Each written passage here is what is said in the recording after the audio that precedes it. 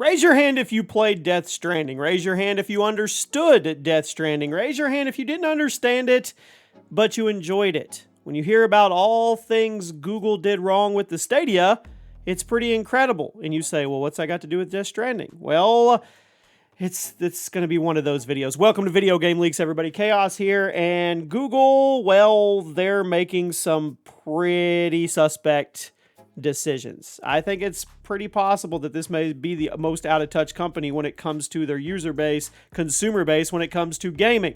After just a few short years on the market, Google is officially killing the Stadia and thankfully refunding everybody's purchases on the platform, so that's good. As everybody knows, the game selection was one of the biggest problems with the Stadia. There really weren't any killer exclusive games, and as for the multi-plats, the Stadia versions often ran really bad. It wasn't a good replacement for just buying a proper copy of a game on a different platform. But what if I told you guys, Google was actually presented with a true console selling exclusive, and they shut it down? This report is absolutely insane, and if it ends up being true, Google is never going to be taken seriously by gamers again. So stick around to the video, and here we go. According to the unnamed insider source, Stadia Games and Entertainment were approached about an exclusive Death Stranding follow-up developed by Kojima Games themselves.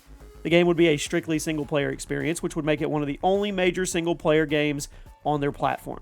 So even if you weren't interested in the Stadia, an exclusive Death Stranding sequel, it would have been a decent argument to give it a 3-month trial, right?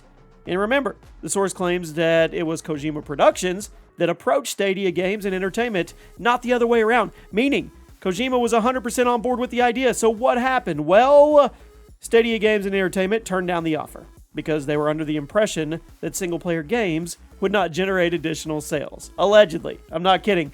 Google was allegedly approached with the opportunity to be the only place to play the latest Kojima Productions game, and they turned the opportunity down because they didn't think people cared about single-player games anymore. Elden Ring, God of War. Insider reports even suggested the game was briefly put into production, but after a handful of mock-ups were made, Google lost interest. They shut it down. Now, the fact that Google was allegedly this close to such a system seller and shut the whole thing down out of some backwards belief that people don't play single-player games, it blows my mind.